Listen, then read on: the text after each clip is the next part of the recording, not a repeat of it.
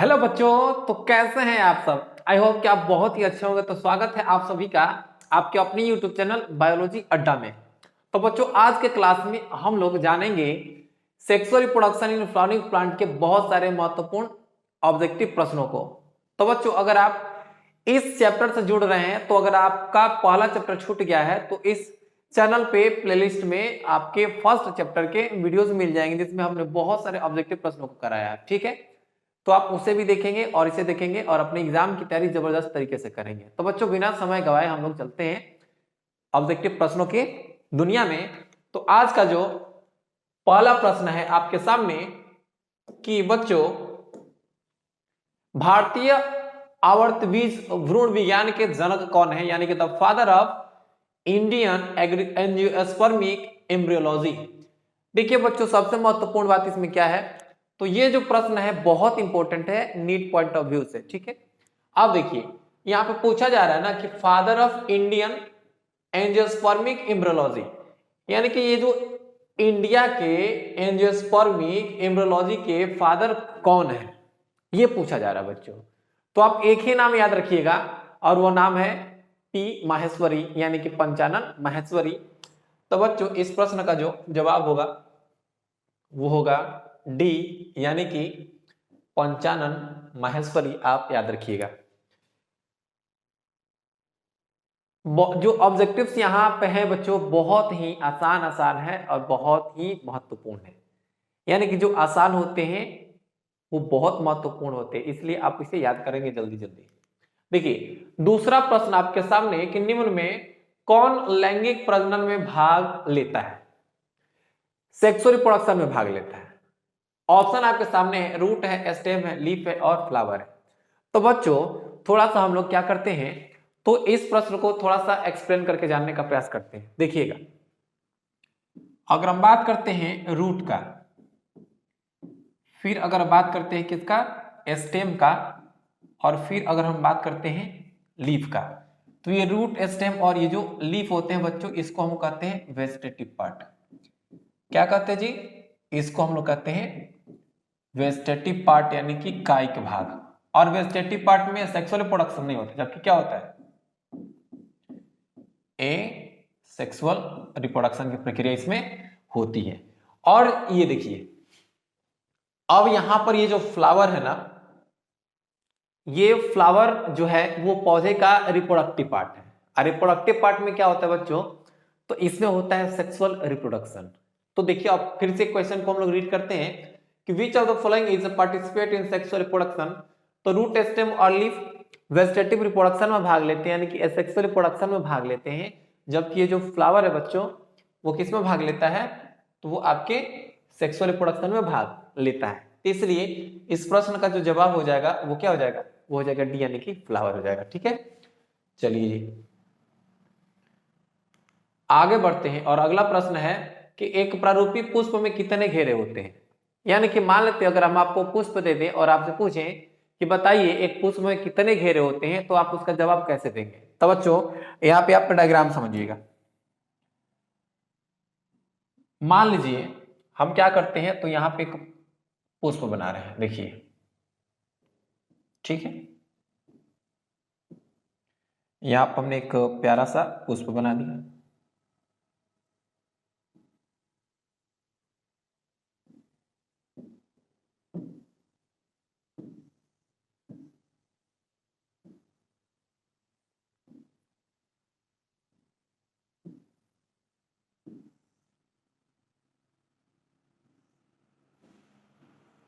अब देखिए, यहाँ पे जो पुष्प दिख रहा है ना, इसमें जो हिस्से आपको दिख रहे हैं, देखिएगा, इसको हम कहते हैं कैलिक्स। क्या कहते हैं बच्चों, इसे हम लोग कहते हैं कैलिक्स कहते हैं। इसके बाद ये होता है जिसे हम लोग कहते हैं कोरोला। क्या कहते हैं बच्चों, इसको हम लोग कहते हैं कोरोला। ठीक है, ये कैलिक्स हो गया, ये कोरोला हो गया। फिर यहाँ पे देखेंगे जो येलो वाला कलर दिख रहा है, इसको हम बोलते हैं एंड्रोइसियम। एंड्रोइसियम। और जो सबसे अंदर वाला है, इसको हम लोग कहते हैं गाइनोएसियम। गाइनोएसियम। तो यहाँ पे बच्चों अब हम इसको काउंट कर लेते हैं। तो सबसे पहले क्या मिलता है, तो कैलिक्स, फिर कोरोला, फिर ये एंड्रोएसियम और अंत में ये गायनोसियम। यानी कि पुष्प में आपको मुख्य रूप से कितने घेरे दिख रहे हैं बच्चों, तो आपको मुख्य रूप से 4 घेरे दिख रहे हैं। तो इस प्रश्न का जवाब क्या हो जाएगा, इस प्रश्न का जो जवाब होगा वो हो जाएगा बी, यानी कि 4 नंबर। ठीक है, यानी कि 4 घेरे होते हैं। और निम्न में पुष्प का नर जनन भाग कौन सा है। देखिए बच्चों, पूछा जा रहा है कि इसमें से नर जनन भाग कौन सा है। थोड़ा समझने का प्रयास कीजिएगा। यहाँ पे ये जो कार्पल और पिस्टिल है ना बच्चों, ये पुष्प का क्या है, तो ये पुष्प का फीमेल रिप्रोडक्टिव पार्ट है जी। क्या है जी, ये पुष्प का फीमेल रिप्रोडक्टिव पार्ट होता है, फीमेल रिप्रोडक्टिव पार्ट। ये देखिए बच्चों, मच्छर का करतूत है, बोर्ड को ही रोक देता है, कहता कि हम भी पढ़ाएंगे, केवल आप ही नहीं हम भी पढ़ाएंगे, हम भी, बच्चे इंतजार कर रहे हैं मेरे। ठीक है बच्चों, चलिए जी। तो यहाँ पे कार्पल और पिस्टिल है, फीमेल रिप्रोडक्टिव पार्ट है, एक ही होते हैं। अब रह गया एस्टामेन। तो एस्टामेन क्या होता है बच्चों, एस्टामेन होता है male reproductive part, male reproductive part. Okay जी, ओके। अब देखिए, तो आपके सामने दोनों पक्ष हमने रख दिया, फीमेल वाला भी और मेल वाला भी। प्रश्न है क्या पूछ रहा है, निम्न में से पुष्प का नर जनन भाग कौन सा है, तो क्या हो जाएगा बच्चों, सी, यानी कि एस्टामेन। क्या होगा जी, एस्टामेन होगा इस प्रश्न का सही जवाब। अब देखिए क्या हो गया बच्चों,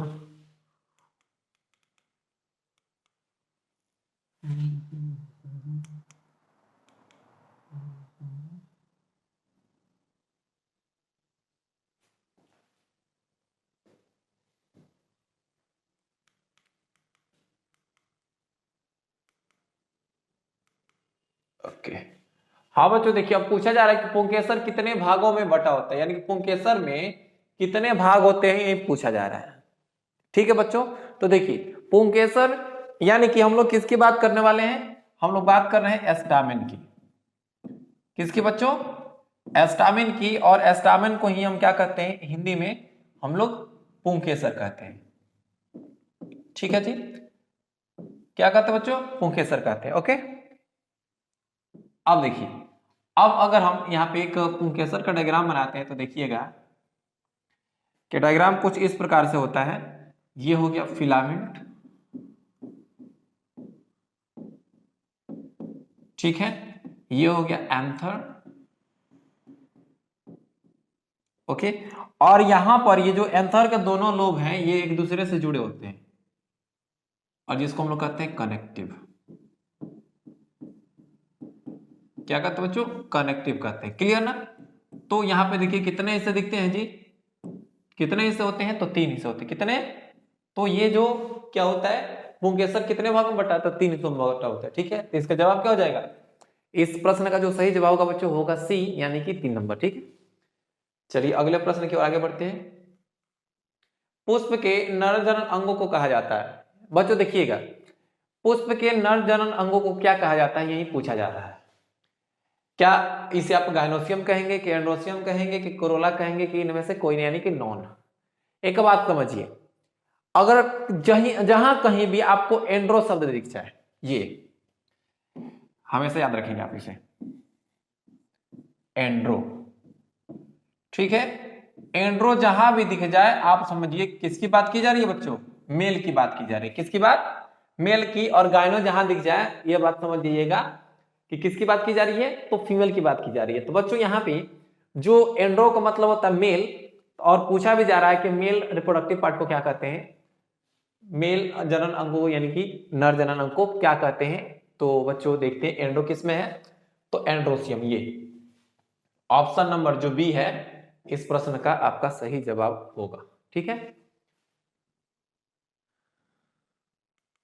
अगला प्रश्न आपके सामने है कि पुष्प के मादा जनन अंग को कहा जाता है।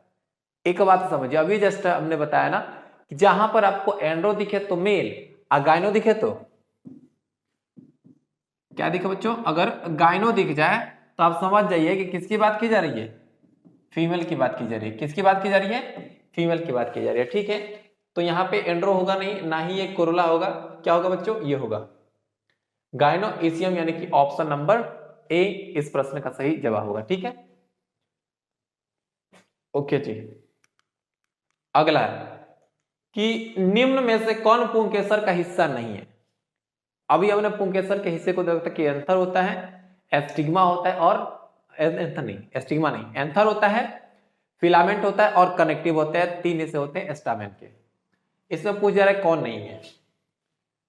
एंथर है, बिल्कुल है, फिलामेंट भी है, कनेक्टिव भी है, जबकि एस्टाइल क्या होता है, तो फीमेल रिप्रोडक्टिव पार्ट का होता है, यानी कि ये जवाब क्या हो जाएगा, सी, जो कि क्या है, पुंकेसर का हिस्सा नहीं है। एक बात ध्यान दीजिएगा बच्चों, कभी भी आपको प्रश्न दिया जाए ना, तो थोड़ा सा आप लोग उसे एक दो बार पढ़िएगा। बहुत सारे प्रश्न होते हैं जिनमें नहीं लगा होता है, और आप डायरेक्ट यहां तक पढ़ते हैं और उसका जवाब दे देते हैं, तो आपका प्रश्न का जो जवाब होता है वो गलत हो जाता है। इसलिए आप प्रश्नों को एक बार जरूर पढ़िए, एक से दो बार। तो इस प्रश्न का सही जवाब क्या होगा बच्चों, इस प्रश्न का जो सही जवाब है वो है एस्टाइल।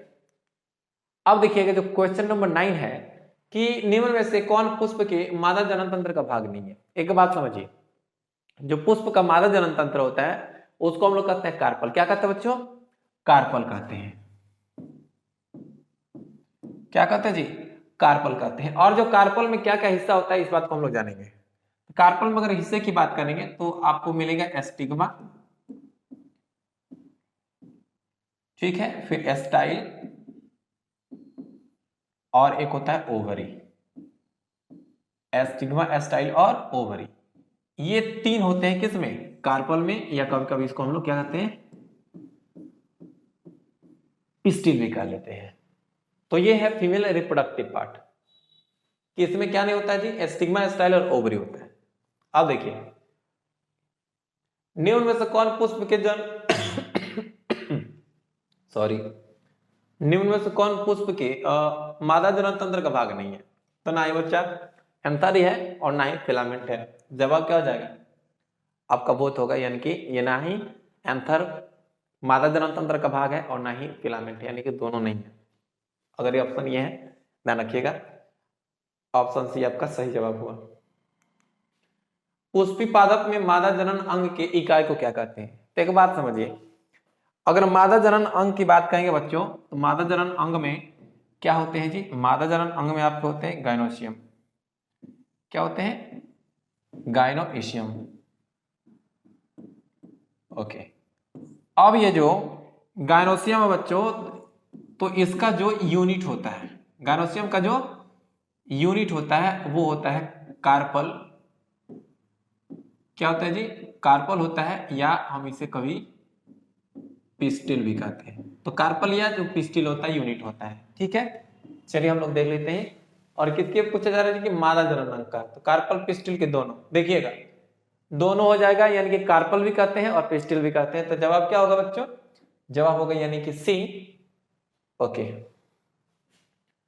अगला प्रश्न है कि पुष्पी पादप में नर जनन अंग की इकाई को क्या कहते हैं। तो पहले मादा था और ये नर होते हैं।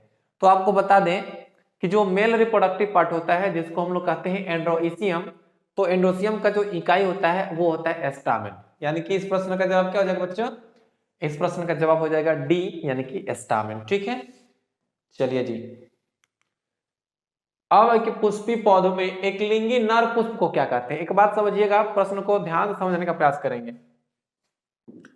एक लिंगी यानी कि यूनिसेक्सुअल मेल फ्लावर की बात की जा रही है। किसकी बात की जा रही है बच्चों, तो यूनिसेक्सुअल मेल फ्लावर की बात की जा रही है कि उसको क्या कहते हैं। तो एक बात समझिए, फीमेल में क्या होता है, फीमेल में क्या होता है बच्चों, पिस्टिल। फीमेल में पिस्टिल, तो फ्लावर क्या होता है, पिस्टिलेट। फ्लावर क्या होता है, पिस्टुलेट। मेल में क्या होता है, एस्टामिन। मेल में क्या होता है जी, एस्टामिन। तो क्या हो जाएगा ये, एस्टामिनेट। क्या हो जाएगा जी, एस्टामिनेट हो जाएगा। क्लियर ना बच्चों। तो यहां पे जो आपका जवाब होगा वो क्या होगा, एस्टामिनेट होगा, यानी कि ऑप्शन नंबर ये।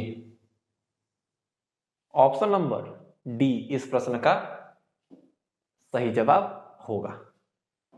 और बच्चों आप भी प्रश्नों का जवाब कमेंट बॉक्स में यानी कि जो लाइव चैट चल रहा है उसमें आप लोग जवाब दे सकते हैं कि कौन सा प्रश्न है, उसका सही जवाब क्या है, क्या होना चाहिए, ये सब आप जवाब दे सकते हैं। अगला प्रश्न है कि पुष्पी पौधों में एक लिंगी मादा पुष्प को क्या कहते हैं। तो ऑलरेडी हमने डिस्कस किया था कि मादा में होता है गैनोसियम, उसके इकाई को हम लोग कहते हैं पिस्टिल, और जब पिस्टिल होता है उसको बोलते हैं पिस्टिलेट। क्या कहते हैं बच्चों? पिस्टिलेट कहते हैं। क्लियर ना? याद रखिएगा। अब पुंकेसर का फर्टाइल पार्ट क्या है, किसमें रिप्रोडक्शन का प्रोसेस होती है? तो देखिएगा, पुंकेसर यानी किसकी बात की जा रही है बच्चों? तो एस्टामिन की बात की जा रही है। तो देखिएगा उसमें होता है एंथर होता है, फिर फिलामेंट होता है और एक कनेक्टिव होता है। तो एंथर और ये कनेक्टिव और फिलामेंट तो रिप्रोडक्शन में भाग नहीं लेते हैं, जबकि एंथर भाग लेता है। तो इसलिए जवाब क्या हो जाएगा बच्चों? वो हो जाएगा ये एंथर हो जाएगा। ठीक है, यानी कि इस प्रश्न का सही जवाब क्या होगा? वो होगा एंथर। फिर से बता देते हैं कि पुंकेसर में जो एंथर होता है इसी के अंदर रिप्रोडक्शन का प्रोसेस होता है। तो यही क्या है? तो यही फर्टाइल पार्ट होता है किसका? एस्टामिन का। अब देखिए स्त्री केसर का फर्टाइल पार्ट क्या है। तो बच्चों स्त्री केसर का फर्टाइल पार्ट क्या होता है? तो देखिएगा अगर हम बात करते हैं स्त्री केसर में, तो होता है एक होता है एस्टिग्मा, फिर होता है एस्टाइल और एक होता है ओवरी। तो बच्चों जो फर्टाइल पार्ट होता है वो होता है ओवरी, यानी कि ऑप्शन नंबर डी हो जाएगा।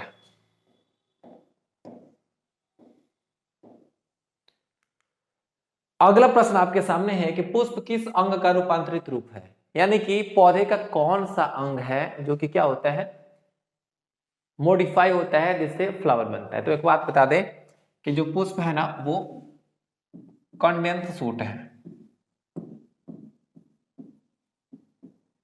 कंडेंस सूट है, यानी कि ये क्या है?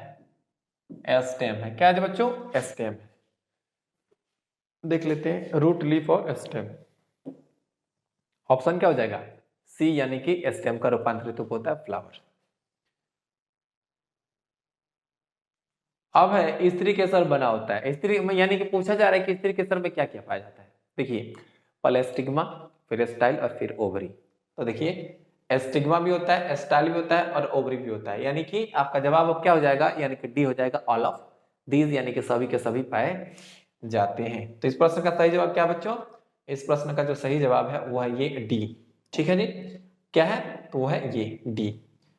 अब देखिए अब है आपके सामने कि पुंकेसर बना होता है, जैसे स्त्री केसर कैसे बना होता है वो भी है, तो यहाँ पे पुंकेसर कैसे बना होता है इस बात को आप जानिए। तो देखिए अगर जब हम एक एस्टामेन की बात करते हैं ना बच्चों, तो एस्टामेन में आपको क्या क्या दिखते हैं? तो सबसे पहले आपको एंथर दिखते हैं, फिर फिलामेंट दिखते हैं, और एंथर के जो दोनों लोग होते हैं वो कनेक्टिव से जुड़े रहते हैं, यानी कि तीनों दिखते हैं।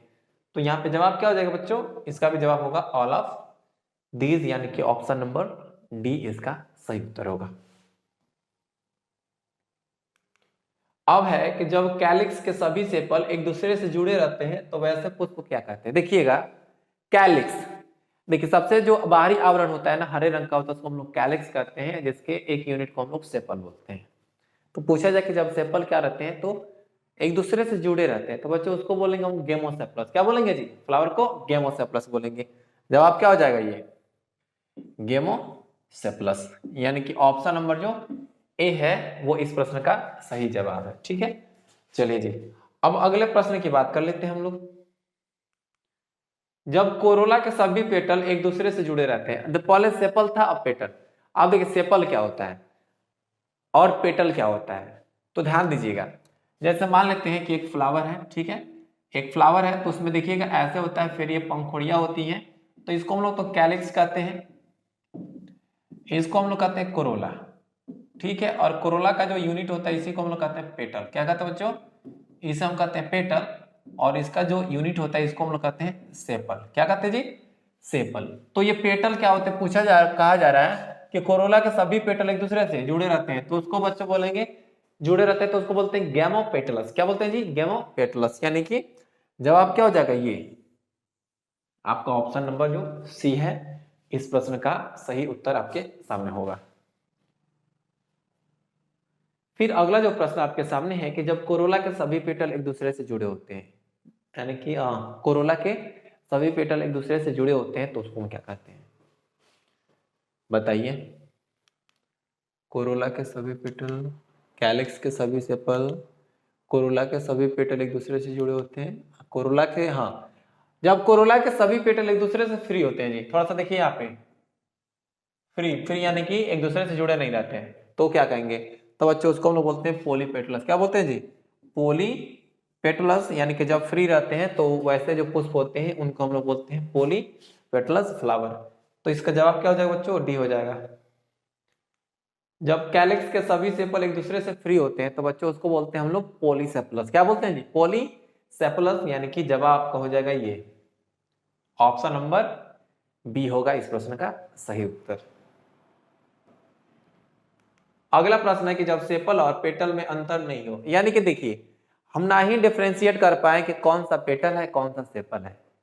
ऐसा कब होगा, जब दोनों का रंग एक जैसे होगा। तो मान लेते हैं कि सेपल का जो रंग है वो पेटल का भी रंग हो गया, तो हम इसे अब आसानी से इजिली डिफरेंशिएट नहीं कर पाएंगे कि कौन सेपल है कौन पेटल है। तो बच्चों उसको हम लोग कहते हैं टेपल कहते हैं। क्या कहते हैं जी, उसको हम लोग बोलते हैं टेपल।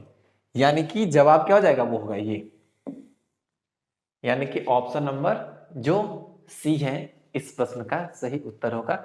आप इसे याद रखिएगा।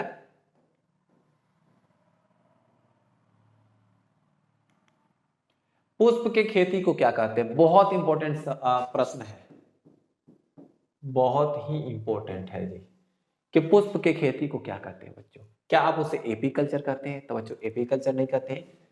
फ्लोरिकल्चर है कि टिश्यू कल्चर है कि हॉर्टिकल्चर है।